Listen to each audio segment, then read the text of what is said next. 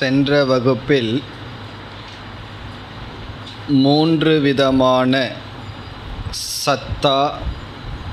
சத்தாத்ரய விசாரம் என்று செய்தோம். அதில் முதலில் நாம் எடுத்துக்கொண்டது பிராதிபாசிக சத்தியம். பிராதிபாசிகம் என்று சொல்வதற்கு காரணம் பிரதீதி மாத்திரம். பிரதீதி என்றால் அது வெறும் தோற்றம்.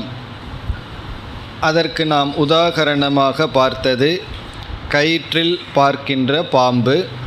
அது வெறும் தோற்றமாக மட்டும் இருக்கின்றது. பிறகு அறிபவன் இருக்கும் பொழுதே அந்த பார்க்கப்படுகின்ற தோற்றம் நீக்கப்படுகின்றது என்ற லட்சணத்தை பார்த்தோம். பிரமாத்தரிசதி எது பாத்தியதே என்று பார்த்தோம். மேலும் பிராதிபாசிக சத்தியமானது அர்த்தக்கிரியா நாஸ்தி, பிரயோஜனமற்றது என்றும் பார்த்து, பிறகு நாம் வாழ்க்கையில் எந்தெந்த சூழ்நிலைகளில் தவறாக புரிந்து கொள்கின்றோமோ, ராங் ஜட்ஜ்மெண்ட் என்று பார்த்தோம். அவைகளெல்லாம் பிராதிபாசிக சத்தியம்தான் என்று பார்த்து, இந்த பிராதிபாசிக சத்தியத்தினுடைய தோற்றம் துஷ்ட பிரமாண ஜன்யம் என்று பார்த்தோம். நம்முடைய பிரமாணத்தை, ஞானத்தை கொடுக்கும் கருவியை தவறாக பயன்படுத்தும் பொழுது இது தோன்றுகிறது என்று பார்த்தோம். பிறகு வியாவகாரிக சத்தியத்திற்கு வந்தோம். இந்த வியாவகாரிக சத்தியம் என்பது விவகாரத்திற்கு பயன்படுகின்றது, விவகார காலத்தில் இருக்கிறது.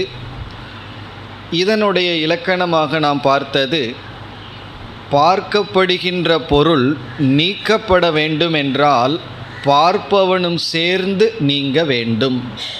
பிரமாத்ரா சக பாத்தியதே என்று பார்த்தோம். பிராதிபாசிக சத்தியத்தில் பார்க்கப்படுபவன் இருந்து கொண்டே பார்க்கப்படுகின்ற பொருள் நீக்கப்படுகிறது. வியாவகாரிக சத்தியத்தில் பார்க்கப்படுகின்ற பொருள் நீக்கப்பட வேண்டுமென்றால் பார்ப்பவனும் சேர்ந்து நீங்கியாக வேண்டும். எப்படி என்றால், ஜாக்ரத் பிரபஞ்சம் நீக்கப்பட வேண்டுமென்றால் ஜாக்ரத் பிரபஞ்சத்தை அனுபவிக்கின்ற விஸ்வனும் சேர்ந்து நீக்கப்பட வேண்டும். ஆழ்ந்த உறக்கத்தில் விஸ்வனும் இல்லை, விஸ்வனால் அனுபவிக்கப்படுகின்ற பிரபஞ்சமும் இல்லை. இந்த இரண்டும் சேர்ந்து நீக்கப்படுகின்றது. இப்போ இந்த இலக்கணத்தின்படி பார்த்தால், சொப்பனம் என்ற ஒரு அனுபவத்தை எடுத்துக்கொண்டால், சொப்பனம் என்ற முழு பிரபஞ்சம் தைஜசன் செல்லும் பொழுதுதான் செல்கின்றது என்று பார்த்தால் அது வியாவகாரிகமாகிவிடும். காரணம், சொப்பனத்தை பார்ப்பவன் முழுமையாக நீங்கும் பொழுதுதான் சொப்பனமும் நீங்குகின்றது என்ற அடிப்படையில் பார்த்தால் வியாவகாரிகத்திற்குள் வரும். ஆனால் பொதுவாக சொப்பனத்தை பிராதிபாசிகமாக சொல்வது வழக்கம். காரணம், சொப்பனத்தை பார்த்து கொண்டிருக்கும் பொழுதே பொருள்களெல்லாம் மறைந்து மறைந்து செல்கின்றது. ஒரு ஆர்டர், ஒரு நியதி இல்லை, காரணகாரிய தத்துவம் கிடையாது. ஜாகிரத் பிரபஞ்சத்தில் அப்படி இல்லை. இப்பொழுது நாம் ஒரு உலகத்தை அனுபவிக்கின்றோம். திடீரென்று நானோ நீங்களோ மறைந்து போக மாட்டோம். ஆனால் கனவில் அப்படி அல்ல. கனவிலையும் கிளாஸ் கேட்குற மாதிரி திடீர்னு வரலாம். அடுத்த செகண்ட் சூப்பர் மார்க்கெட்டில் இருக்கிற மாதிரி கனவு வரலாம். கிளாஸ் எல்லாம் அப்படியே மறைஞ்சு போயிடும். அதே ஆள் இருப்பார். திருஷ்யம், அனுபவிக்கப்படுகின்ற பொருள்கள் அது மாறி மாறி செல்கின்றது. ஆகவே அதை பிராதிபாசிகம் என்று அதன் அடிப்படையில் கூறுகின்றோம். பிறகு இந்த வியாவகாரிக சத்தியமானது பிரத்யக்ஷம் முதலிய பிரமாணங்களினால் சித்தமாகின்றது என்பதையும் பார்த்தோம். பிரத்யக்ஷம், அனுமானம் முதலிய பிரமாணங்களினால் அது சித்திக்கின்றது. இவைகளையெல்லாம் பார்த்து இனி இறுதியாக இந்த வியாவகாரிக சத்தியத்தில் ஒரு விஷயத்திற்கு வந்தோம். அதிலிருந்து நாம் இப்பொழுது தொடர வேண்டும். இந்த வியாவகாரிகத்தில் இருக்கின்ற பொருள்களை இரண்டாக நாம் பிரிக்கின்றோம். ஒன்று ஞாத சத்தா, இனி ஒன்று அஜ்ஞாத சத்தா.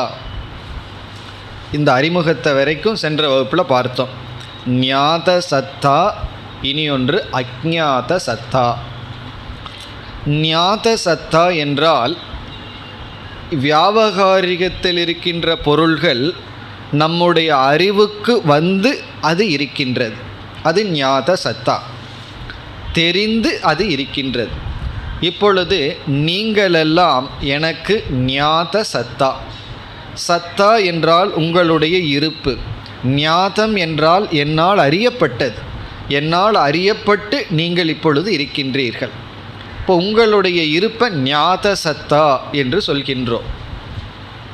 அதே போல் நமக்கெல்லாம் ஒரு இடம் இருக்கின்றது, டெல்லி அல்லது ரிஷிகேஷ் என்ற ஒரு இடம் இருக்கின்றது. அந்த இடம் இப்பொழுது அனுபவத்தில் இல்லை. அதை நம்ம அஜ்ஞாத சத்தா என்று சொல்கின்றோம்.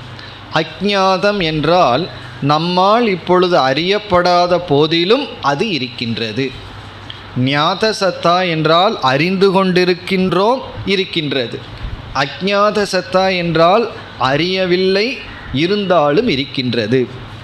இப்போ உங்களுடைய ஒவ்வொருவருடைய வீடு இப்பொழுது ஞாத சத்தாவா அஜ்ஞாத சத்தாவா என்றால் அஜ்ஞாத சத்தா.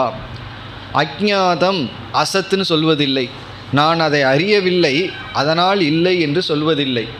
நாம் அறியாத போதிலும் அது இருக்கின்றது. அப்படி நாம் அறிந்து கொண்டிருக்கும் பொழுது இருக்கின்ற வியாவகாரிக உலகம், நாம் அறியாத பொழுதும் வியாவகாரிக உலகம் இருக்கின்றது. விதிதம் அவிதிதம், அறியப்பட்டாலும் அறியப்படாவிட்டாலும் அது இருக்கின்றது. இப்போ அறியப்படவில்லை என்றால் எப்படி இருக்கின்றது என்று சொல்கிறீர்கள் என்றால், ஏற்கனவே நம்மால் அறியப்பட்டு நம்முடைய ஸ்மிருதியில் இருக்கின்றது. அல்லது நாம் ஒரு இடத்துக்கு செல்லவே இல்லை என்றாலும் மற்றவர்கள் சொல்லி கேட்டிருக்கின்றோம், அதனால் அது அறியப்படுகின்றது. இப்போ விஞ்ஞானத்தில் எத்தனையோ கோள்கள் கேலக்ஸி எல்லாம் இருக்கிறதுன்னு சொல்கிறார்கள். கண்டுபிடிக்கப்பட்டதற்கு பிறகு அது நம்மால் அஜ்ஞாதமாக இருந்தாலும் அதனுடைய இருப்பை ஏற்றுக்கொள்கின்றோம். காரணம் என்ன? ஏதோ ஒரு விதத்தில் அது அறியப்பட்டது. நம்மால் அறியப்படாவிடிலும் அந்த பொருளினுடைய இருப்பை நாம் ஏற்றுக்கொள்கின்றோம். இவ்விதம் வியாவகாரிக பொருளானது ஞாத சத்தாவாகவும் இருக்கலாம், அஜ்ஞாத சத்தாவாகவும் இருக்கலாம். வியாவகாரிகத்தில் இருக்கிறது நம்ம பார்த்தா தான் இருக்குன்னு அல்ல, பார்த்தால் பார்க்காவிட்டாலும் அது இருக்கலாம். இனி அடுத்த கருத்து என்னவென்றால், இந்த பிராதிபாசிகம் இருக்கின்றதே, இதற்கு முன்னாடி நாம் பார்த்த சத்தியம், அதற்கு இந்த இரண்டு சத்தா இருக்கின்றதா என்றால் அவ்விதம் இல்லை. பிராதிபாசிக விஷயத்திற்கு ஞாத சத்தா மட்டும் இருக்கின்றது, அஜ்ஞாத சத்தா இல்லை. பிராதிபாசிக விஷயத்திற்கு ஞாத சத்தா மட்டும் உள்ளது, அஜ்ஞாத சத்தா கிடையாது. எப்படி என்று உதாரணம் பார்த்தால் புரிந்துவிடும். பிராதிபாசிக விஷயத்துக்கு நாம் உதாரணமாக எடுத்துக்கொண்டது கயிற்றில் பார்க்கின்ற பாம்பு. இந்த பாம்பு எவ்வளவு காலம் இருக்கும்? நாம் எவ்வளவு காலம் பார்த்துட்ருக்கிறோமோ அவ்வளவு காலம்தான் இருக்கும். நாம் பார்க்கவில்லை என்றால் அது இருக்காது. நான் கயிற்றில் பாம்பை பார்த்துட்டு இருந்தேன், பிறகு பார்க்கவில்லை, நான் பார்க்காட்டியும் இருக்குமே என்றால் அப்படி இருக்காது. அதனால தான் பிராதிபாசிகம், பிரதீதி மாத்திர சத்துவம், ஞாத சத்துவம்னு அர்த்தம். ஆகவே அது இருக்கிறதுக்கு காரணம் நம்ம பார்க்கறதுனால தான் அது இருக்கு. அது இருக்கிறதுனால நம்ம பார்க்கலை. திருஷ்டி சிருஷ்டி, நம்முடைய திருஷ்டியினால தான் அங்கே சிருஷ்டியே ஆகி இருக்கின்றது. எப்படிப்பட்ட திருஷ்டினா, தவறான பிரமாணத்தை பயன்படுத்துகின்ற திருஷ்டியினால் அங்கு ஒரு சிருஷ்டி ஆகி இருக்கின்றது. அதான் திருஷ்டி சிருஷ்டின்னு சொல்வது. திருஷ்டினா நம்முடைய பார்வை, நம்முடைய பார்வையே ஒரு சிருஷ்டியை செய்திருக்கின்றது. இந்த உலகமே அப்படித்தான் நம்ம மீது வைத்திருக்கு. ஒவ்வொருவரும் அவரவர்களுடைய கற்பனையில் நம்ம மீது எவ்வளவோ சில ஒப்பீனியன் எல்லாம் வச்சுருப்பார்கள். அதுபடி நம்ம இருக்கிறோமா இல்லையாங்கிறது வேறு. இப்போ நம்ம பலர் தவறாக புரிந்து கொள்வது எல்லாம் என்ன என்றால், அவர்களுடைய திருஷ்டியில் நம்மையை பற்றி எத்தனையோ சிருஷ்டிகளெல்லாம் இருக்கின்றது. அது எவ்வளவு நாள் இருக்கும்னா, நம்ம அப்படி நினச்சிட்ருக்கிற வரைக்கும் தான் இருக்கும். நம்ம அப்படி பார்க்கவில்லை என்றால் அந்த பொருள் இருக்காது. அதே போல் சொப்பனம் பார்த்துட்ருக்கிற வரைக்கும் தான் இருக்கும், பார்க்கவில்லை என்றால் அது இருக்காது. இப்போ அந்த ஆங்கிளில் பார்க்கும்போது சொப்பனம் முழுமையாக பிராதிபாசிகம் ஆகின்றது. வியாவகாரிகம் நான் பார்க்காட்டியும் இருக்குது. இப்போ கண்ணை மூடி விட்டேன், உலகத்தை பார்க்கவில்லை, ஆனால் உலகம் இருக்கின்றது. சொப்பனம் அப்படி அல்ல. அந்த சொப்பனத்தை பார்க்கவில்லை என்றால் அங்கு சொப்பனம் என்பது ஒன்று கிடையாது. அப்படி பிராதிபாசிக வஸ்துவிற்கு ஒரே ஒரு சத்தா மட்டும் இருக்கின்றது, அது ஞாத சத்தா. அஜ்ஞாத சத்தா அதற்கு கிடையாது. அதை நாம் பார்க்கலினா அது இருக்காது. எது வரைக்கும் இருக்குன்னா நம்ம பார்த்துட்ருக்கிற வரைக்கும் தான் அது இருக்கின்றது. அப்படி என்றால் எதெல்லாம் பார்க்கும்போது மட்டும் இருக்கோ அதெல்லாம் பிராதிபாசிகம்னு சொல்லிவிட முடியாது. ஏன்னா அஜ்ஞாத சத்தா ஞாத சத்தா இரண்டும் வியாவகாரிக பிரபஞ்சமாக அல்லது வியாவகாரிக சத்தியமாக இருக்கின்றது. இப்பொழுது வேறு ஒன்றை எடுத்துக்கொண்டால், நம்முடைய அந்த கரணத்தில் எத்தனையோ தர்மங்கள் இருக்கின்றது. தர்மங்கள்னால் குணங்கள். கோபம்னு ஒன்று இருக்குது, பொறாமைன்னு ஒன்று இருக்குது, ஏற்றுக்கொள்ளாமைன்னு ஒன்று இருக்குது, அன்பு, பாசம், தயா, கருணை, இப்படிப்பட்ட உணர்வுகளெல்லாம் இருக்கின்றது. இந்த உணர்வுகள் நாம் அனுபவிக்கும் பொழுது தான் அது இருக்கின்றது. நம்ம அனுபவிக்கவில்லை என்றால் அந்த உணர்வுகளெல்லாம் இருக்காது. அது சம்ஸ்காரமாக மெமரியில் போய் அது ஒடுங்கி இருக்கும். ஆகவே அந்த கரணத்தில் இருக்கின்ற தர்மங்களும் பிறகு பிராதிபாசிக வஸ்துவிற்கும் அஜ்ஞாத சத்தா கிடையாது. அந்த கரணத்தில் இருக்கிற தர்மம் வியாவகாரிகம்தான். அதுவும் எப்படி என்றால் அதை அனுபவிக்கும் பொழுது மட்டும்தான் அந்த உணர்வு இருக்குது. இப்போ கோபம் அல்லது பொறாமை அல்லது அன்பு, இதை அனுபவிக்கும் பொழுது தான் அது இருக்குது. அதை அனுபவிக்காத பொழுது அது இருக்காது. அப்படி மனதில் உள்ள தர்மங்களுக்கும் அஜ்ஞாத சத்தா கிடையாது. பிராதிபாசிக வஸ்துவுக்கு அஜ்ஞாத சத்தா எப்படி இல்லையோ, இதற்குள்ள அஜ்ஞாத சத்தான என்னன்னு மனசில் பதிஞ்சிருக்கணும். அஜ்ஞாத சத்தா என்றால் அதை நான் பார்க்காட்டியும் இருக்குங்கிறது. ஞாத சத்தா என்றால் பார்க்கும் பொழுது மட்டும் இருக்கின்றது என்று. அப்படி அந்த கரணத்தில் இருக்கிற தர்மங்கள் அனுபவிக்கும் போது மட்டும் இருக்கும், அனுபவிக்காத பொழுது இருக்காது. பிராதிபாசிக வஸ்து அனுபவிக்கும் போது மட்டும் இருக்கும், அனுபவம் இல்லாத காலத்தில் இருக்காது. இவ்விதம் இந்த வியாவகாரிகம் பிராதிபாசிகம் என்பது இரண்டுமே மித்தியா. நாம் அடுத்த சத்தாவுக்கு போகும்போது பார்க்க போகின்றோம். அந்த மித்தியாவுக்குள் இருக்கின்ற பேதங்கள் ஒவ்வொரு கோணத்தில் ஒவ்வொரு சத்தாக இது நமக்கு தெரிந்து வரும். இது ஒரு பொதுவாக நாம் ஏற்படுத்தி கொண்ட இந்த இரண்டு வேற்றுமைகள். இனி பிராதிபாசிக சத்தாவுக்கு ஆதாரமாக இருப்பது வியாவகாரிக சத்தியம். ஒரு பிராதிபாசிக சத்தியம் வேணும்னு சொன்னால் அதற்கு வியாவகாரிக சத்தியம் இருந்தால் தான் பிராதிபாசிக சத்தியம்னே ஒன்று உருவாக்கும். இப்போ பொய் என்பது நமக்கு எப்போ புரியும்? வியாவகாரிக உண்மைன்னு ஒன்று இருந்தால் தான் பொய் என்பது ஒன்று இருக்கும். இப்போ வீட்டில் தந்தை இருக்கார், யாரோ ஒருவர் வர்றார், தந்தை தன் பையன்கிட்ட சொல்லி விடுறார், அப்பா இருக்காரான்னு கேட்டால் வந்திருக்கிறது யாருன்னு கேட்குறார். கடன் கொடுத்தவரா கடன் வாங்கினவரான்னு. கடன் கொடுத்தவராக இருந்தால் அப்பா இல்லைன்னு சொல்லு, கடன் வாங்கினவராக இருந்தால் இப்போ வந்துட்டேன்னு சொல்லுன்னு சொல்லி விடுறார். இப்போ கடன் கொடுத்தவர் வீட்டுக்குள்ளே வர்றார். உடனே இவர் அப்பா இல்லைன்னு பையன் பொய் சொல்லி அனுப்புகிறான். இப்போ இந்த பொய் இருக்குது, இவன் சொன்னது பொய். இந்த பொய் எதை சார்ந்து இருக்குது? தந்தை வீட்டில் இருக்கின்றாருங்கிற உண்மையை சார்ந்து தான் இந்த பொய்யானது உற்பத்தி ஆகிருக்கு. இப்போ இந்த பொய் பொய்ங்கிறது பிராதிபாசிகம்தான். இந்த பொய்யானது எதை சார்ந்திருக்கின்றது? தந்தை வீட்டில் இருக்கின்றார் என்கின்ற வியாவகாரிக சத்தியத்தை சார்ந்திருக்கின்றது. இந்த வியாவகாரிக சத்தியம் கொஞ்ச நாள் தான், அவர் வீட்டிலேயே இருந்துட்டு இருக்க மாட்டார், கொஞ்ச நேரத்துக்கு அப்புறம் வெளியே போயிடுவார். அப்போ அந்த வியாவகாரிகம் மாற்றப்படுகின்றது.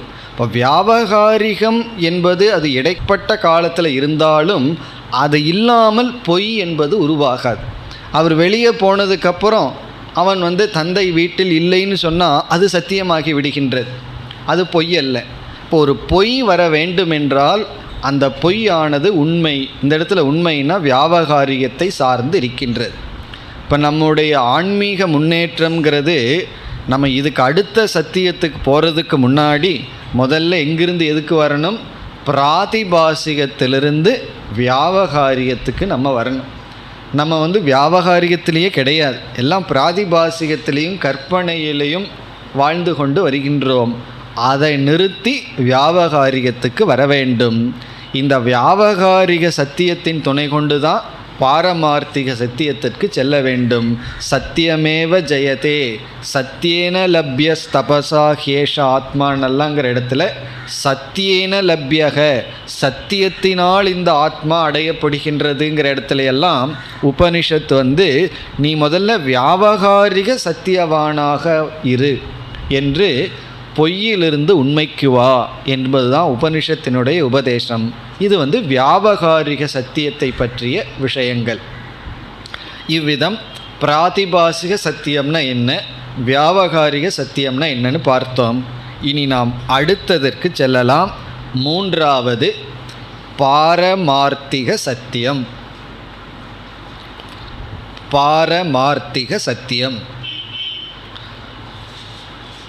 இந்த பாரமார்த்திக சத்தியம் என்று வரும்பொழுது இது இந்த இரண்டு சத்தியத்திற்கும் ஆதாரமாக இருப்பது. அதில் பிராதிபாசிக சத்தியம் வியாவகாரிக சத்தியத்தை சார்ந்து இருக்கின்றது. இந்த வியாவகாரிக சத்தியம் பாரமார்த்திக சத்தியத்தை சார்ந்து இருக்கின்றது. இப்போ வியாவகாரிக சத்தியம் நடக்கணும்னு சொன்னால் அது எதை சார்ந்திருக்கின்றது? பாரமார்த்திக சத்தியத்தை சார்ந்திருக்கின்றது. அடுத்த கேள்வி உடனே நமக்கு வந்துடும். பிராதிபாசிகம் வியாவகாரிகத்தை சார்ந்திருக்கு, பாம்பு கயிற்றை சார்ந்திருக்கு. கயிறு இல்லைன்னா அங்கே பாம்பை நம்ம தவறாக பார்க்க முடியாது. கயிறு வியாவகாரிகம்னா கயிறு எதை சார்ந்திருக்குன்னா பாரமார்த்திக சத்தியத்தை சார்ந்திருக்குன்னு சொல்கிறோம். அது என்னன்னு நம்ம பார்க்க போகிறோம். அடுத்த கேள்வி நமக்கு வரும், சரி இந்த பாரமார்த்திக சத்தியம் எதை சார்ந்திருக்கு அப்படின்னு கேள்வி வரும்பொழுது, பாரமார்த்திக சத்தியம் எதையும் சாராததுனால தான் அதுக்கு பேரே பாரமார்த்திக சத்தியம், அப்சல்யூட் ரியாலிட்டின்னு சொல்கிறோம். இதைத்தான் ஸ்வதசத்தா என்று சொல்கின்றோம். ஸ்வதசத்தா என்றால் எதையும் சாராமல் இருக்கின்றது. இதுக்கு ஸ்வதசத்தான்னு சொல்லும் பொழுதே மீதி இரண்டும் பரத சத்தா, மற்ற இரண்டும் ஒன்றை சார்ந்து இருக்கின்றது. இது சாராமல் இருக்கின்றது, ஸ்வதசத்தா. பிறகு நம்ம ஏற்கனவே படிச்சிருக்கோம், எது சார்ந்து இருக்கின்றதோ அது மித்யா, எது சுதந்திரமாக இருக்கின்றதோ அது சத்தியம். அப்போ எதெல்லாம் சார்ந்திருக்கு? பிராதிபாசிக சத்தியமும் சார்ந்திருக்கு, வியாவகாரிக சத்தியமும் சார்ந்திருக்கு. அப்படி சார்ந்திருப்பது மித்யா, சுதந்திரமாக இருப்பது சத்தியம். அப்படி பாரமார்த்திகமாக இருப்பது சத்தியமான சத், அதை சார்ந்து வியாவகாரிகம், அதை சார்ந்து பிராதிபாசிகம் இருக்கின்றது. இனி இதனுடைய லட்சணம் என்னன்னு பார்ப்போம். பாரமார்த்திக சத்தியத்தினுடைய இலக்கணம் என்ன? இதற்கு பல லட்சணங்கள் கொடுக்கலாம். நாம் ஓரிரண்டு இலக்கணத்தை எடுத்துக்கொள்ளலாம். மிக சுலபமான லட்சணத்தை எடுத்துக்கலாம். ஏற்கனவே நம்ம பார்த்ததாகத்தான் இருக்கும். காலத்ரய அபாத்தியத்துவம், அதுதான் இதனுடைய லட்சணம். காலத்ரயம் சமஸ்கிருதமாக இருந்தாலும் நமக்கு தெரிஞ்சதான். காலம்னா டைம், திரயம்னா மூன்று. மூன்று காலத்திலும், மூன்று காலம்னா என்ன காலம்? இறந்த காலம், நிகழ்காலம், எதிர்காலம் என்ற மூன்று காலத்திலும் அபாத்தியத்துவம் என்றால் நீக்கப்படாதது, நாட் சப்ஜெக்ட் டு நெகேஷன், நீக்கப்படாதது, செல்லாதது, நீங்காதது, பாதிக்கப்படாதது. காலத்ரய அபாத்தியத்துவம், எது எல்லா காலத்திலும் நீக்கப்படவில்லையோ, நீக்க முடியாதோ, அதுதான் பாரமார்த்திக சத்தியமாக இருக்கின்றது, இருக்க முடியும். மீதியெல்லாம் பாத்தியம், லக்ஷணமே அப்படி இருந்தது. பிராதிபாசிக சத்தியத்தை எப்படி சொன்னோம்? பிரமாத்தரி சதி எத் பாத்தியதேன்னு தான் லக்ஷணமே கொடுத்தோம். பிரமாத்தா இருக்கும் பொழுதே எது நீக்கப்படுகிறதோ, அறிபவன் இருந்து கொண்டிருக்கும் பொழுதே அரிய பொருள் நீக்கப்பட்டால்னு பார்த்தோம். வியாவகாரிகத்துக்கு எப்படி பார்த்தோம்? அது அதை விட மோசமாக தெரியுது. பிரமாத்தாவோட சேர்ந்து நீக்கப்படுவதுன்னு பார்த்தோம். வியாவகாரிகம் கொஞ்சம் பெருசாக நினைக்கிறோம், ஆனால் யோசித்து பார்த்தோம்னா அது போகணும்னு சொன்னால் நம்மையும் சேர்ந்து போகுது. இப்போ பார்பர்கிட்ட போய் முடியை கட் பண்ணுன்னா அவர் தலையும் சேர்ந்து கட் பண்ண எப்படி இருக்கும்? அதுபோல் இந்த வியாவகாரிகம் எப்படி நீங்குகின்றதுன்னா அதை அனுபவிப்பவனுடன் சேர்ந்து நீக்கப்படுகிறது. இந்த முழு ஜாகிரத் பிரபஞ்சத்தை நான் நீக்கணும்னா அதை அனுபவிக்கின்ற விஸ்வனும் சேர்ந்து நீக்கப்படுகின்றான். அதுக்கு உதாகரணம் சொப்பன அவஸ்தை. அப்படி நீக்கப்படுவது என்பது வியாவகாரிகத்துக்கும் பிராதிபாசிகத்துக்கும் பொதுவான லட்சணம். இனி பாரமார்த்திகம் என்று சொல்லும் பொழுது அதற்கு முற்றிலும் விபரீதமான லட்சணம். எது நீக்கப்படாததோ, எது அபாத்தியம், அபாத்தியம்னா நெகேஷன் செய்ய முடியாதோ. இனி எதை நம்ம நீக்கப்படாமல் இருக்க முடியும் என்றால், எது நீங்காமல் இருக்கும், எதை நம்மால் நீக்கவே முடியாது என்றால் திருஷ்யம் சர்வம் பாத்தியம். திருஷ்யம்னா அனுபவிக்கப்படுவது எல்லாமே நீக்கப்படுவது தான். நீக்கப்படுவதைத்தான் நம்ம அனுபவிக்கவும் முடியும். நீங்காமல் மாறாமல் இருக்கிறத நம்ம அனுபவிக்கவே முடியாது. ஒரு ரோஸ் மில்க் குடிக்கிறோம்னு சொன்னால் அது அனுபவிக்கப்படுவது, அது நீக்கப்படுவது. அது மாறாமல் இருக்குன்னா அது எப்படி குடிக்க முடியும்? ஒரு பொருள் இருக்குது, அதை ஒரு மாற்றமும் அதில் செய்ய முடியாதுன்னா அதை நம்ம ஒன்றுமே செய்ய முடியாது. ஆகவே அனுபவிக்கப்படுவதெல்லாம் பாத்தியம். பிறகு இந்த அனுபவ சொரூபமாக, அனுபவிப்பதற்கு மூல காரணமாக ஒருவன் இருக்கின்றான். அந்த பிரமாத்தாவினுடைய சொரூபம், அந்த பிரமாத்தாவினுடைய சொரூபந்தான் அபாத்தியம். இந்த இடத்துல அபாத்தியமாக நீக்கப்படாமல் இருப்பது யார் என்றால் அது கடைசியாக அகங்கிறதுல தான் முடியும். ஏன்னா இதம் திருஷ்யம் பாத்தியம்னு சொன்னால் இந்த உலகத்தில் இருக்கிறது ரெண்டு தான். ஒன்று திருக்கு, இனி ஒன்று திருஷ்யம். பிரபஞ்சத்தில் ரெண்டே தத்துவம் இருக்குது. திருக்குனா அனுபவிப்பவன் அறிவு, திருஷ்யம்னா பொருள். திருஷ்யமெல்லாம் பாத்தியம்னு சொன்னால் திருக்கு அபாத்தியம். இந்த அறிவு தான் அபாத்தியம், சைத்தன்யந்தான் அபாத்தியம், அல்லது அகம் என்பதனுடைய சொரூபந்தான் அபாத்தியம். நான் தான் அபாத்தியம். ஏன்னா நான் தான் எல்லாத்தையும் நீக்கிட்டுருக்கேன், என்னை யாரும் நீக்க முடியாது. இல்லையே அவர் என்னை நீக்கிட்டாருன்னா அவர் என்னுடைய சரீரத்தை நீக்கலாம், புத்தியை நீக்கலாம், மனசை நீக்கலாம், சைத்தன்யத்தை நீக்க முடியாது. அப்படி இந்த அபாத்தியமாக இருப்பது அகம் என்ற சொல்லில் விளங்கி கொண்டிருக்கின்ற சைத்தன்ய சொரூபம். ஆகவே இந்த பாரமார்த்திக சத்தியத்தினுடைய லட்சணம் மூன்று காலத்திலும் நீக்கப்படாதுங்கும்போது சத் சுரூபம். அது அந்த சத் சுரூபம் சித் சுரூபமாகத்தான் இருந்தாக வேண்டும். ஏன்னா இந்த சித்து தான் நீக்கப்படாமல் இருப்பது, ஜடமெல்லாம் நீக்கப்படுவது. ஆகவே பாரமார்த்திக சத்தியம் சத் சித் ஸ்வரூபம். பிறகு இனி ஒன்றையும் நம்ம சேர்த்திக்கணும். இந்த சத்தும் சித்தும் அனந்தமாக இருப்பதனால், பூர்ணமாக இருப்பதனால் சச்சிதானந்த அல்லது சத்தியம் ஞானம் அனந்தம் என்ற சொரூபத்துடன் கூடியது. கடைசியாக என்ன சொல்கிறோம்? பரமாத்மா பிரம்மந்தா பாரமார்த்திக சத்தியம். பிரம்மத்தை தவிர மீதியெல்லாம் வியாவகாரிகமோ அல்லது பிராதிபாசிகமோ. இந்த பாரமார்த்திக சத்தியம் இருக்கின்றதே அது திருஷ்யமல்லன்னு பார்த்தோம், அது பிரமேயமல்லன்னு பார்த்தோம். பிறகு பிரமேயத்தை அனுபவிக்கின்ற பிரமாதாவும் அல்ல. பிறகு பிரமாதாவுக்கு பிரமாதாவாக இருக்கின்ற அறிவு சுரூபம். அதைத்தான் உபனிஷத்து ஸ்ரோத்ரஸ்ய ஸ்ரோத்ரம், சக்ஷுசக சக்ஷுகு, காதுக்கு காதாக, கண்ணுக்கு கண்ணாக, பிரமாத்துகு சுரூபம், அறிபவனுக்கு அறிவாக இருக்கின்றது என்று இந்த அறிவு சொரூபம் அறியப்படுகின்ற பொருளிலிருந்து விலகி இருக்கின்ற வெறும் ஆத்மஸ்வரூபம்தான் பாரமார்த்திக சத்தியம். அங்கு திருப்புட்டி கிடையாது. அறிபவன், அறியப்படும் பொருள், அறியப்படும் கருவிங்கிறது கிடையாது. பிறகு அது ஸ்வதசத்தா.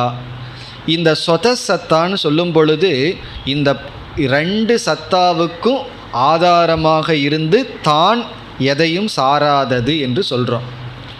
பிறகு இதே கான்செப்டு தான் எல்லாத்தையும் நம்ம அறிஞ்சிட்ருக்கோம். இந்த அறிபவன் அறிவு சொரூபத்தை யார் அறிவார்கள்னு இதே போல் சந்தேகம் வரும். சத்தா விஷயத்தில் நமக்கு எப்படி சந்தேகம் வந்தது? இதை இது சார்ந்திருக்கு, இதை இது சார்ந்திருக்குன்னா கடைசியாக போய் சாராமல் இருப்பதுன்னு பார்த்தோம். அதே போல் சூரியன் உலகத்தை விளக்குது, கண் சூரியனை விளக்குது, மனம் கண்ணை விளக்குதுன்னு சொல்லிட்டு வரும்பொழுதே அறிவு அனைத்தையும் விளக்குதுன்னா இந்த சைத்தன்யம் எதனால் விளக்கப்படுங்கிற கேள்வி வரும்பொழுது இங்கே நம்ம ஸ்வதசத்தான்னு சொல்வது போல் அந்த இடத்துல நம்ம பயன்படுத்துகின்ற வார்த்தை ஸ்வயம் ஜோதிஹி என்ற வார்த்தை. அப்போ ஸ்வயம் ஜோதின்னு எந்த இடத்துல பயன்படுத்துகிறோம்? சைத்தன்யம் எதையும் சாராமல் எதனாலும் விளக்கப்படாமல் மற்றதை விளக்குதுன்னு சொல்லும் பொழுது ஸ்வயம் ஜோதின்னு சொல்கிறோம். எதையும் சாராமல் தான் மட்டும் இருக்கின்றது என்ற இடத்துல ஸ்வதசத்தா, அதைத்தான் ஸ்வயம்பூ என்றெல்லாம் சொல்கின்றோம். ஸ்வயம் பவதி, அதான் ஸ்வயம்பூ அல்லது ஸ்வதசத்தா. அப்படி எது இருக்கோ அது பாரமார்த்திக சத்தியம். அப்போ ஸ்வயம் ஜோதியாக ஸ்வயம்புவாக எது இருக்கோ அது பாரமார்த்திக சத்தியம். சாஸ்திரம் என்ன சொல்கின்றது? அந்த பாரமார்த்திக சத்தியம்தான் துவம், தது துவம், அது நீயாக இருக்கின்றாய் என்று நமக்கு அந்த உபதேசத்தை செய்கின்றது. இந்த பாரமார்த்திக சத்தியம் விஷயமல்ல, திருஷ்யமல்ல, ஜடமல்ல, அறிவு சொரூபமாகவும் ஸ்வதசத்தாவாகவும் இருக்கின்றது. இதில் வியாபகாரிக சத்தா ஏற்றி வைக்கப்பட்டுள்ளது, அதில் பிராதிபாசிக சத்தா ஏற்றி வைக்கப்பட்டுள்ளது.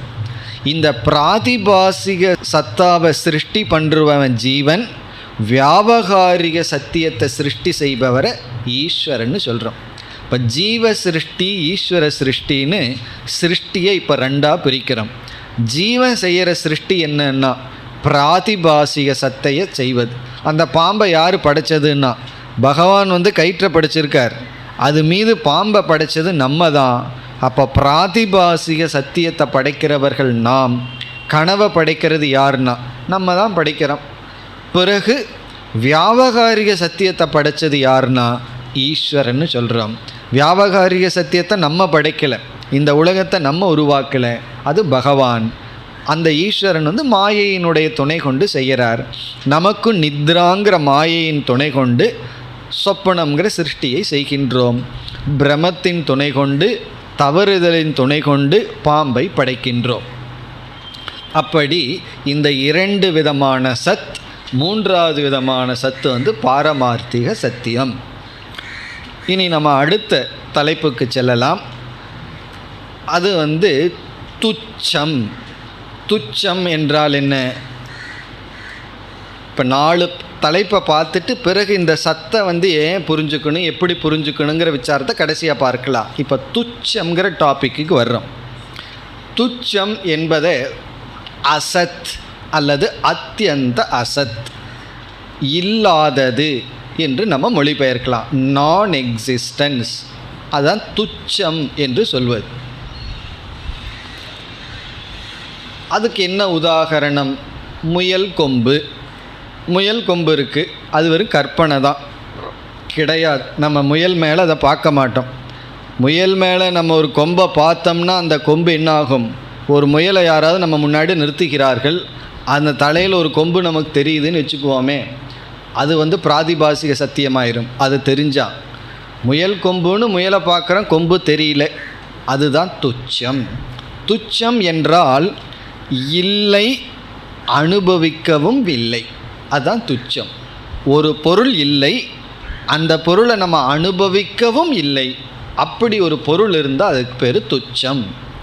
நம்ம தலையில் கொம்பு, நரசிருங்கக.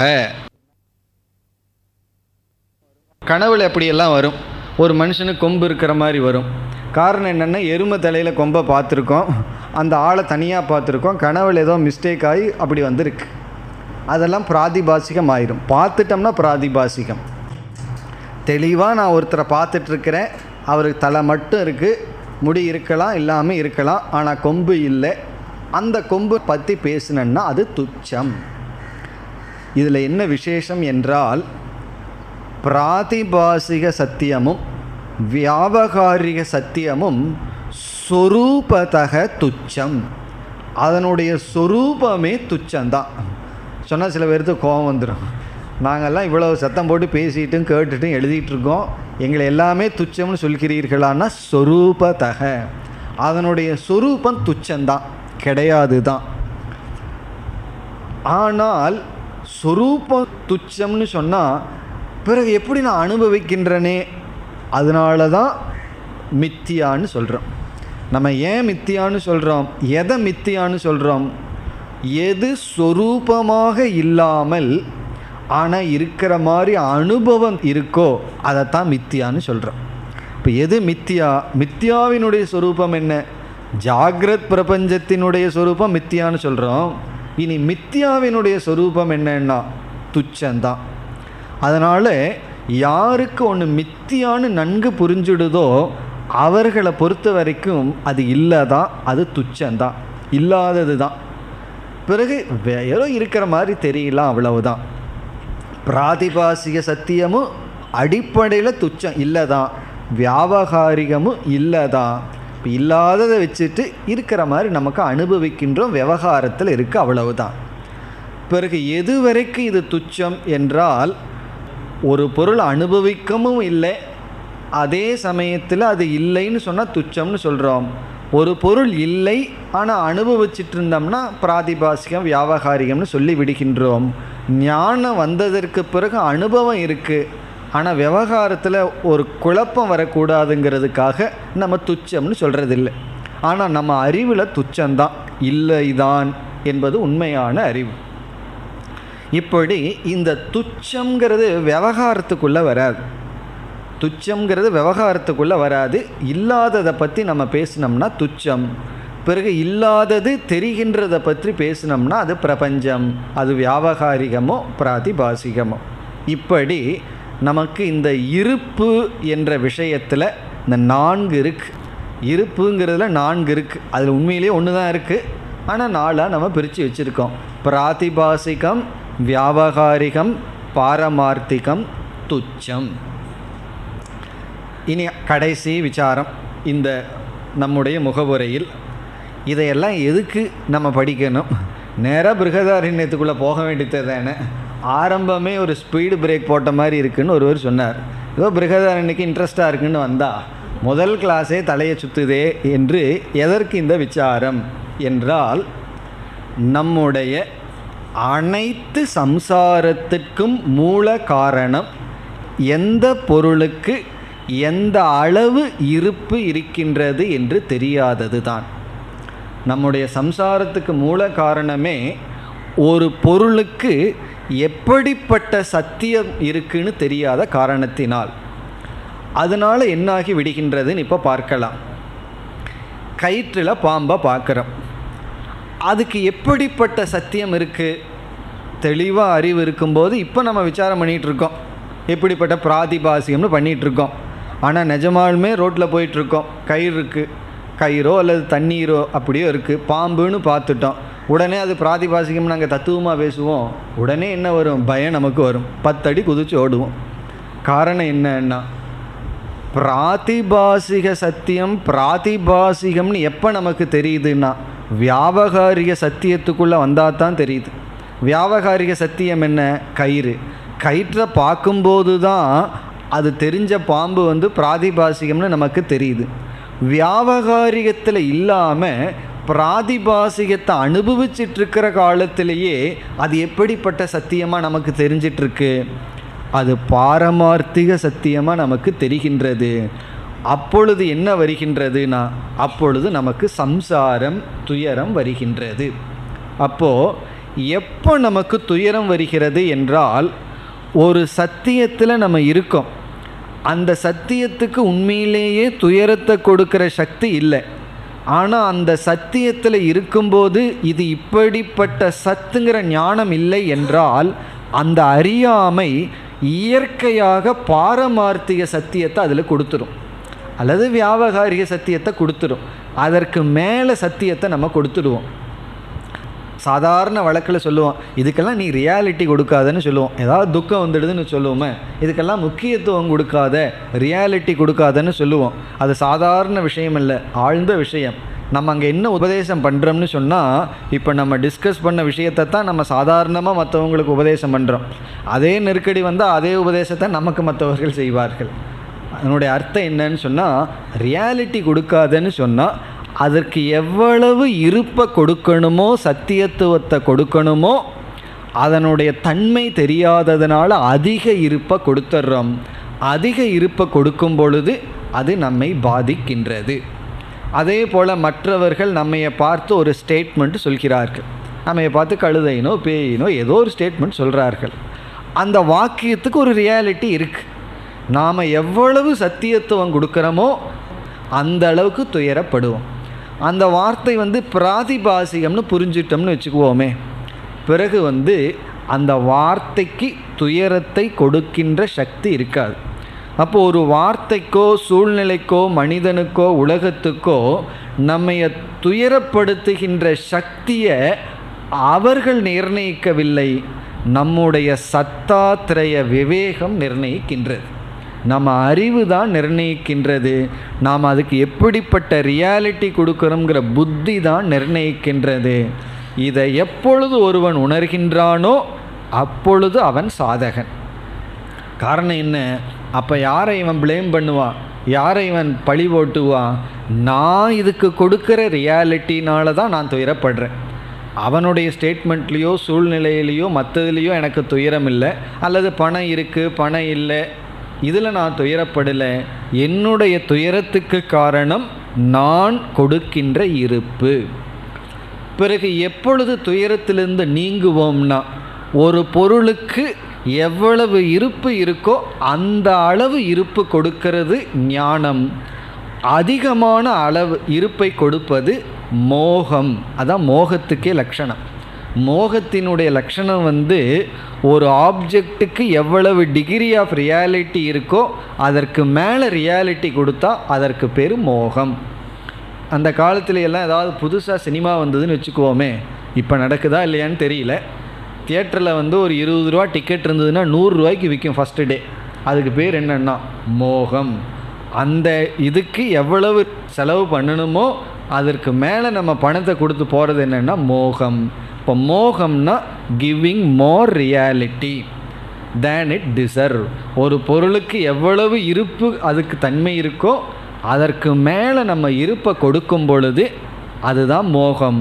அதிலிருந்து வர்றது என்னன்னா, மோகத்தை தொடர்ந்து வர்றது என்ன? சோகம். மோகத்தை தொடர்ந்து நமக்கு சோகம்தான் வரும். இந்த சோக நிவர்த்தி அடையணும்னா மோகம் போகணும்.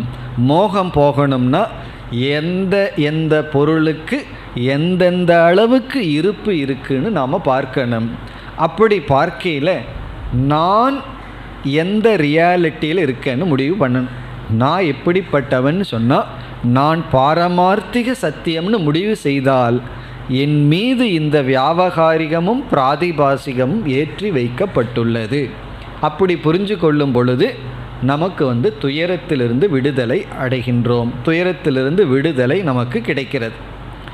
காரணம் என்னவென்றால், இதில் ஒரு பெரிய நியதி ஒன்று இருக்குது. இந்த நியதியை நம்ம ஆழ்ந்த மனதில் புரிந்து கொள்ள வேண்டும். ஒரு சத்தா இனியொரு சத்தாவுக்கு உதவியும் செய்யாது, நாசத்தையும் செய்யாது. அந்த அசங்கத்துவம் 2 சத்தாவுக்குள்ளே தான் இருக்குது. வேறு எந்த விதத்திலையும் அசங்கத்துவங்கிறதே நடைபெறாது. சங்கம்னா ஒட்டிக்கிறது, அசங்கம்னா ஒட்டாமல் இருத்தல். எதுலேயும் ஒட்டாமல் இருன்னு சொல்கிறோம் அல்லவா, அப்படி ஒட்டாமல் இருக்குங்கிற அசங்கத்துவம் 2 சத்தாக்குள்ளே தான் நடக்குமே தவிர ஒரே சத்தாக்குள்ளே அசங்கத்துவங்கிறது நடைபெறவே நடைபெறாது. அது ஒரு உதாரணம் பார்த்தா புரிஞ்சிடும். நம்ம துணி இருக்குது, இந்த துணிக்கு ஒரு ரியாலிட்டி இருக்குது. பிறகு உலகத்தில் இருக்கிற அழுக்குகள் இருக்குது, அந்த அழுக்குக்கு ஒரு ரியாலிட்டி இருக்குது. இந்த ரெண்டும் சமசத்தா. அதனால் என்னன்னா அது இதில் ஒட்டிக்கும். அசங்கமாலாம் இருக்க முடியாது. அசங்கமாக இருக்கிறதா இருந்தால் டோபிங்கிறது அவசியமே இல்லையே, வாஷிங் மிஷினே தேவையில்லையே, அது வாட்டுக்கு நம்ம துணியை போட்டுட்ருப்போம், ஒன்றுமே ஆகாமல் இருக்கும். ஆனால் இந்த உடலோடும் பிறகு மற்ற பொருளோடும் சம்பந்தம் வைக்கும்போது சங்க தோஷம் ஏற்படுகின்றது. காரணம் என்னன்னா இது இதற்கு ஈக்குவலான ரியாலிட்டியோடு சேரும் பொழுது என்ன ஆகின்றது, சங்கம் ஏற்படுகிறது. பிறகு நம்ம நடந்து போயிட்டுருக்கோம், நம்முடைய நிழல் டிச்சில் விழுகுது, சாக்கடை தண்ணியில் விழுகுது. அதனால் நமக்கு ஏதாவது ஆகிவிடுகிறதான்னா ஆகிவிடுவதில்லை. காரணம் அந்த ரியாலிட்டி வேறு, நிழல்கிற ரியாலிட்டி வேறு, நம்ம ரியாலிட்டி வேறு. அது பிராதிபாசிகம், இது வியாவகாரிகம். அப்படி இந்த பிராதிபாசிகமானது வியாவகாரிகத்தோடு ரொம்ப சேர்ந்திருந்தாலும் அது அசங்கமாக இருக்கிறது. காணல் நீர் பூமியை நனைக்காது. ஸ்படிகம் பக்கத்தில் என்ன கலர் வர்ணம் இருந்தாலும் ஸ்படிகத்தை ஒன்றும் செய்யாது, அது பாதிக்காது. அப்படி ஒரு ரியாலிட்டி இனியொரு ரியாலிட்டியை உண்மையில் ஒன்றும் செய்யாது, பிரயோஜனத்தையும் கொடுக்காது, அதே சமயத்தில் துக்கத்தையும் கொடுக்காது. இதை நான் புரிந்து கொண்டால் வேறொரு உதாரணத்திலே நமக்கு புரிந்து கொள்ளலாம். விஸ்வனுடைய சம்சாரம் தைஜசனுக்கு இருக்காது. இவன் கனவு காணும்போது ரொம்ப ஏழையாக இருக்கான், பசியில் படுத்து தூங்குறான், மனசுக்குள்ளே பூரா பசி, உடனே கனவு வருது நல்லா விருந்து சாப்பிட்ற மாதிரி. அப்போ விஸ்வனுடைய சம்சாரம் தைஜசனுக்கு கிடையாது, தைஜசனுடைய சம்சாரம் விஸ்வனுக்கு கிடையாது.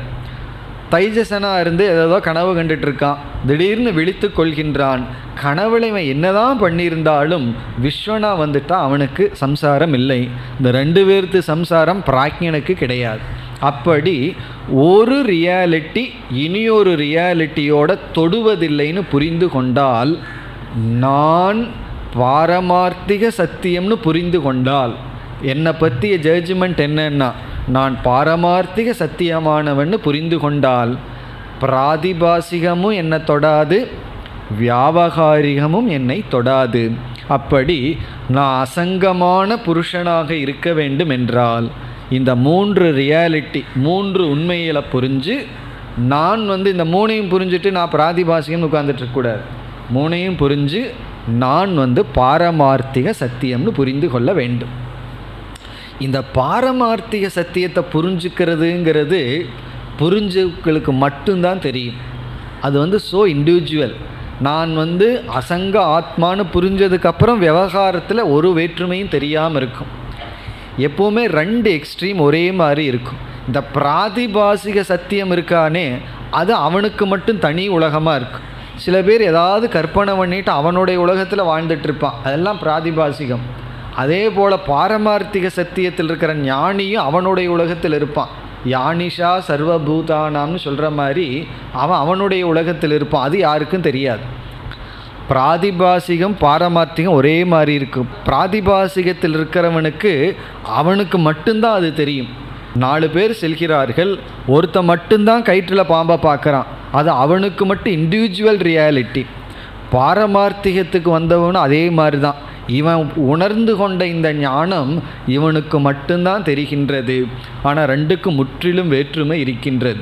அது முற்றிலும் வேறு, அது பிரமையில் தோற்றம், அறியாமையிலான அந்த ரியாலிட்டி தோன்றியது, பிரம பிரமாணத்தினால தோன்றியது பிராதிபாசிகம். இனி இந்த ஞானம் இருக்கே, எந்த ஞானம்? பாரமார்த்திக சத்திய ஞானம் இருக்கே, அது எந்த பிரமாணத்தில் தோன்றுகின்றது? அதுதான் அடுத்த கேள்வி. பிராதிபாசிகம் பிரம பிரமாணத்தில் தோடுது. வியாவகாரிக பிரமாணத்தை தப்பாக பயன்படுத்தும் போது, பிரத்யக்ஷம் அனுமானம் இவைகளையெல்லாம் தப்பாக பயன்படுத்தும் போது பிராதிபாசிகம் தோன்றுறது. இனி இந்த அதுக்கு முற்றிலும் எதிராக இருக்கின்ற பாரமார்த்திக ஞானம் தோன்றுகின்ற பிரமாணத்துக்கு தான் உபனிஷத் என்று நாம் சொல்கின்றோம். இப்போ உபனிஷத் என்பது பாரமார்த்திக சத்தியத்தை பற்றிய ஞானத்தை கொடுக்கின்ற பிரமாணம். இப்போ பிராதிபாசிக சத்தியத்தை கொடுக்கிற பிரமாணம் பிரத்யக்ஷம் அனுமானம் இவைகளை தப்பாக பயன்படுத்தும் பொழுது, இதை ஒழுங்காக பயன்படுத்தினா வியாவகாரிக சத்தியத்தை பற்றிய ஞானம். உபனிஷத் பிரமாணத்தை நாம் பயன்படுத்தினால் நமக்கு கிடைப்பது பாரமார்த்திக சத்திய ஞானம். அப்படி இந்த பாரமார்த்திக சத்திய ஞானம் வந்துடுதுன்னா, நான்கிறது பாரமார்த்திக சத்தியத்துக்குள்ளே செல்லும் பொழுது இந்த வியாவகாரிக உலகமும் என்னை தொடாது, பிராதிபாசிக உலகமும் என்னை தொடாது. அப்போ அசங்கமாக ஆனந்தமாக இருப்போம். இந்த புருஷார்த்தத்தை அடைவதற்கு நமக்கு என்ன வேணும்னா உபனிஷத் என்கின்ற பிரமாணம் தேவை. அதை ஏற்கனவே உபனிஷத்தெல்லாம் படித்தாச்சுன்னா, பல உபனிஷத்தெல்லாம் பிரமாணம் படித்தாச்சுன்னா, இந்த உபனிஷத்துங்கிற பிரமாணத்தை எது வரைக்கும் பயன்படுத்தணும்னா, ஒரு பொருளை பார்க்க சொல்கிறார், எது வரைக்கும் நான் பார்க்கணும்னா, எது வரைக்கும் பார்த்தா அந்த பொருள் தெரியுதோ அது வரைக்கும் நாம் கண்ணை கசக்கி பார்க்கணும். அதே போல் இந்த உபனிஷத் பிரமாணத்தை எவ்வளவு காலம் நாம் பயன்படுத்தணும்னா, எவ்வளவு காலம் பயன்படுத்தினா பாரமார்த்திக சத்திய ஞானம் வருதோ அவ்வளவு காலம் பயன்படுத்தணும். அதனால் நம்ம கொஞ்ச காலம் பயன்படுத்திட்டு மீண்டும் ஒரு உபனிஷத்திற்குள் வருகின்றோம். அந்த நாம் எடுத்துக்கொண்ட இப்போ உபனிஷத் பிருஹத் ஆரண்யக உபனிஷத். இனி நம்ம உபனிஷத்தினுடைய முகவுரைக்கு வரலாம். இதோடு நம்ம பொதுவான முகவுரையை முடித்து கொள்ளலாம்.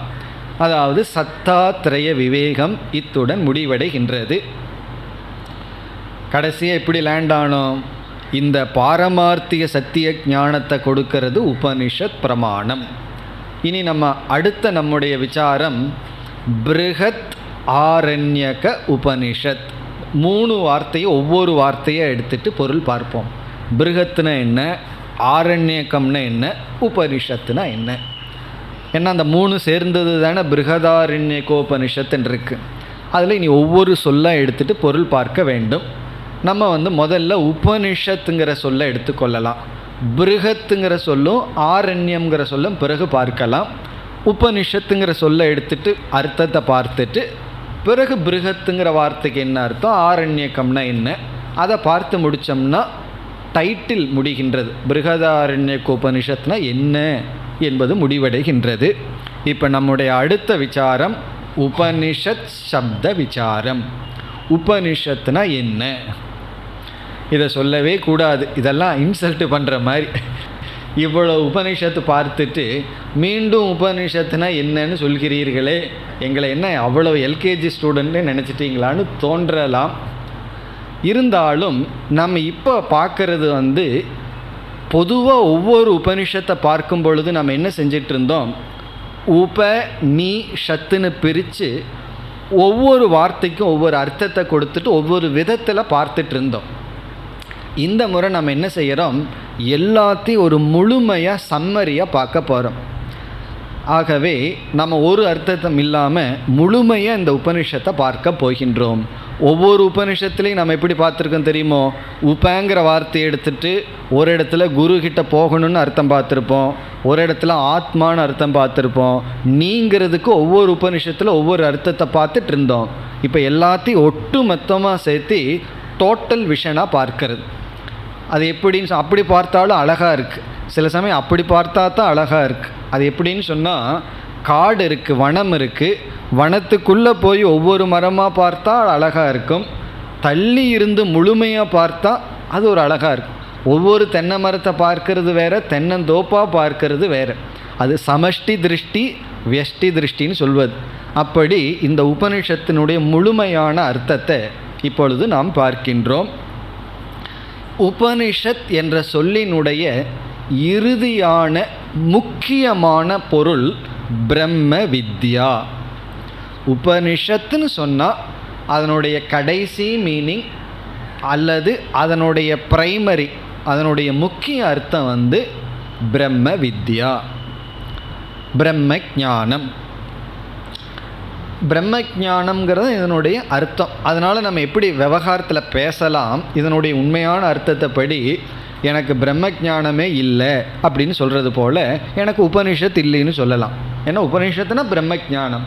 எனக்கு பிரம்ம ஞானம் கொஞ்சம் கொஞ்சமாக வந்துட்டுருக்கு, எனக்கு உபனிஷத் கொஞ்சம் கொஞ்சமாக வருதுன்னு சொல்லலாம். அப்படி பிரம்ம வித்யாங்கிறதுக்கு என்ன அர்த்தத்தை சொல்கிறோமோ அதே அர்த்தம்தான் உபனிஷத். ஆனால் வழக்கத்தில் இந்த அர்த்தம் அதிகமாக வழக்கத்தில் இல்லை. இதுக்கு முக்கியமான அர்த்தம் பிரம்ம வித்யான்னு இருந்த போதிலும் நம்ம ப்ராக்டிக்கலாக டே டு டே லைஃப்பில் விவகாரம் பண்ணும்போது உபனிஷத்துங்கிற சொல்லுக்கு பிரம்ம வித்யாங்கிற அர்த்தத்தில் சாதாரணமாக பேசிக்க மாட்டோம். பிறகு இனியொரு அர்த்தத்தில் தான் பேசுவோம். அது என்னவென்றால், இந்த பிரம்ம வித்யாவை கொடுக்கின்ற வேதத்தில் இருக்கின்ற கடைசி பகுதி சப்த ரூப வாக்கியம். அது இரண்டாவது அர்த்தம். சப்த ரூப வாக்கியம், சப்தமாக இருக்கின்ற இந்த ஸ்டேட்மெண்ட். பிருகதாரண்யக்கோ உபனிஷத்தை எடுத்துட்டு வான்னு சொன்னால் பிரம்மத்தை தூக்கி பிரம்ம வித்யாவை எடுத்துட்டு வான்னு அர்த்தம் இல்லை, அந்த புஸ்தகத்தை கொண்டு வான்னு அர்த்தம். பிருகதாரண்யக்க உபனிஷத் புஸ்தகத்துடன் வாங்கன்னு கொஞ்சம் காலத்துக்கு அப்புறம் நான் சொல்கிறேன்னா என்ன அர்த்தம்? நீங்கள் பிரம்ம வித்யாவை எடுத்துகிட்டு வாங்கன்னு சொல்லவில்லை, அந்த டெக்ஸ்ட்டை எடுத்துகிட்டு வாங்கன்னு அர்த்தம். அப்போ உபனிஷத்துக்கு பொதுவாக என்ன அர்த்தம்னு சொன்னால் சப்த பிரமாணம். எப்படிப்பட்ட சப்த பிரமாணம்? வேதத்தில் இருக்கிற கடைசி பகுதியில் இருக்கிற சப்த பிரமாணத்தை தான் வழக்கத்தில் உபனிஷத்துன்னு சொல்கிறோம். அதைத்தான் நம்ம பல உபனிஷத்தாக பிரிக்கிறோம். முண்டகோபனிஷத், கேனோபனிஷத்துன்னெல்லாம் சொல்லும்போது நம்ம என்ன அர்த்தத்தில் சொல்கிறோம் என்றால் ஒரு டெக்ஸ்ட், சப்த ரூபமான வாக்கியம். அப்படி ஒவ்வொரு வேதத்தினுடைய கடைசியிலையும் ஒவ்வொரு உபனிஷத்து இருக்குது. நம்ம பல உபனிஷத்துக்களை பார்த்து இறுதியாக பிருகதாரண்யத்திற்கு வந்துள்ளோம். இப்போ இந்த ரெண்டு அர்த்தம், உபனிஷத்துங்கிறதுக்கு முக்கிய அர்த்தம் பிரம்ம வித்யா, பிறகு வழக்கத்தில் இருக்கிற அர்த்தம் அதுதான் இப்போ பிரசித்தமான அர்த்தம். இந்த பிரம்ம வித்யாவை கொடுக்கிற இந்த நூல், இந்த புஸ்தகம், சப்த ரூபமாக இருக்கின்ற வாக்கியம், அதுதான் உபனிஷத். இப்போ நம்ம தமிழ் புஸ்தகம், இங்கிலீஷ் புஸ்தகம், சயின்ஸ் புஸ்தகம்னு சொல்கிறோமே, அதுபோல் அந்த டெக்ஸ்ட்டை உபனிஷத்துன்னு சொல்கிறோம். இப்போ உண்மையிலேயே அந்த டெக்ஸ்டிலிருந்து என்ன உற்பத்தி ஆகுதோ அதுதான் உபனிஷத். இந்த சப்தத்தை படிக்கிறதுனால, அகம் பிரம்மாஸ்மி, தத்துவமசிங்கிற வாக்கியத்தை படிக்கிறதுனால என்ன அறிவு உற்பத்தி ஆகுதோ அதைத்தான் உபனிஷத்துன்னு சொல்லணும்.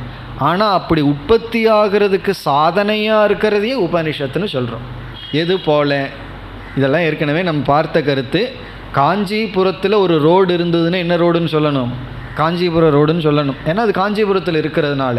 மெட்ராஸ்லேயே காஞ்சிபுரம் ரோடுன்னு எழுதி வச்சுருக்காங்க. அதனுடைய அர்த்தம் என்னென்னா, இந்த ரோட்டில் போனால் காஞ்சிபுரத்துக்கு போகலாம். இப்போ காஞ்சிபுரத்துக்கு கொண்டு செல்லுகின்ற ரோட்டையும் நம்ம என்ன சொல்கிறோம்? காஞ்சிபுரம் ரோடுன்னு சொல்கிறோம். அதே போல் உபனிஷத்தை கொடுக்கறதையும் உபனிஷத்துன்னு சொல்கிறோம். உபனிஷத்தை கொடுப்பதுன்னா பிரம்ம வித்தியை கொடுக்கறதையும், கொடுக்கிற இந்த சப்த ரூபமான பிரமாணத்தையும் நம்ம உபனிஷத்துன்னு சொல்கின்றோம். இதை மட்டும் நம்ம மறந்து விடக்கூடாது.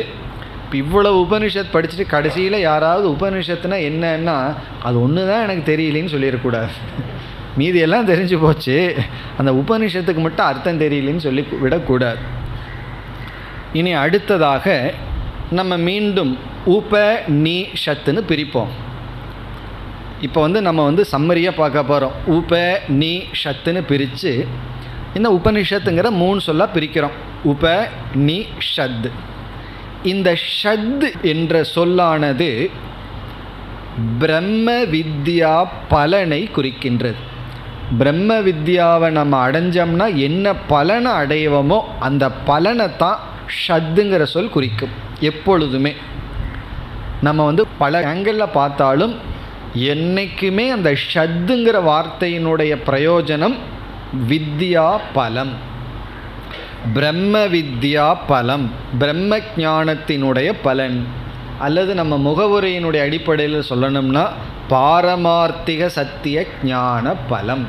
பாரமார்த்திக சத்தியத்தை புரிஞ்சிட்டோம்னா என்ன பலனை அடையவமோ அந்த பலனை விளக்குகின்ற சொல்லுதான் ஷத் என்கின்ற சொல். பிறகு நீ என்கின்ற சொல், நீங்கிற சொல்லுன்னா என்ன அர்த்தம்? உப நீ. உபங்கிறது ஒன்று, நீ ஷத். அந்த நீ என்ற சொல் பலனை அடைய நிபந்தனையை அது குறிக்கும். பல பிராப்தி சாதனம் என்னங்கிறது நீ நமக்கு காட்டி கொடுக்கும். பொதுவாக நீங்கிற சொல்லி எதை நமக்கு காட்டி கொடுக்கும்? பிரம்ம வித்யா பலனை அடையணும்னா என்ன செய்யணும், அந்த பலனை அடைய நிபந்தனை, அது நீங்கிறது காட்டி கொடுக்கும். பிறகு உப என்பது அறிவை அடைய நிபந்தனை. வித்யா பிராப்தி சாதனம், அறிவை அடைய நிபந்தனையை உபங்கிறது காட்டி கொடுக்கும். உபங்கிறதுக்கு அர்த்தம் பார்த்தோம்னா அறிவை அடைய வேண்டிய கண்டிஷனை சொல்லும். நீங்கிறதுக்கு அர்த்தம் பார்த்தோம்னா பலனை அடைய வேண்டிய நிபந்தனையை சொல்லும். ஷத்துங்கிறது அர்த்தத்தை பார்த்தோம்னா என்ன பலன்னு சொல்லும். இப்போ உபனிஷத்தில் நம்ம பார்த்தோம்னா உபனிஷத்துங்கிற ஒரு வார்த்தையை வச்சுட்டே நம்ம எந்த உபனிஷத்துக்குள்ளேயும் போக வேண்டாம், அதுலேயே வேதாந்தத்தை புரிஞ்சு மோட்சத்தை அடையலாம். வெறும் உபனிஷத்ங்கிற டாப்பிக்கை நம்ம கேட்டோம்னாவே எல்லாமே ஓவர். ஏன்னா ஷத்துங்கிறது வாட் இஸ் தி பலம், பலம்னா என்னன்னு சொல்லும். நீங்கிறது அந்த பலனை அடைகிறதுக்கு என்ன கண்டிஷன்னு சொல்லும். இந்த கண்டிஷனை ஃபுல்ஃபில் பண்ணால் தான் அந்த பலன் கிடைக்கும்னு சொல்லும். உபங்கிறது அறிவை அடைகிறதுக்கு என்ன கண்டிஷன். நம்ம இனி என்ன செய்ய போகிறோம், இதெல்லாம் பார்க்க போகிறோம். என்ன பலன் சொல்லப்படுது, நீங்கிறதுல என்ன நிபந்தனை போடப்படுது, பிறகு உபங்கிறதுல அறிவு அடைகிறதுக்கு என்ன நிபந்தனை, இதெல்லாம் பார்த்து முடித்தோம்னா உபனிஷத்து விசாரம் முடிவடைகிறது. அப்புறம் பிருகத்துக்கு போவோம், பிறகு ஆரண்யத்துக்கு செல்லுவோம். இதை முடிச்சுட்டு பிறகு உபனிஷத்திற்குள் நாம் செல்லலாம். ஓம் பூர்ணமத பூர்ணமிதம் பூர்ணாத் பூர்ணமுதச்யதே பூர்ணஸ்ய பூர்ணமாதாய பூர்ணமேவாவசிஷ்யதே. ஓம் சாந்தி சாந்தி சாந்தி.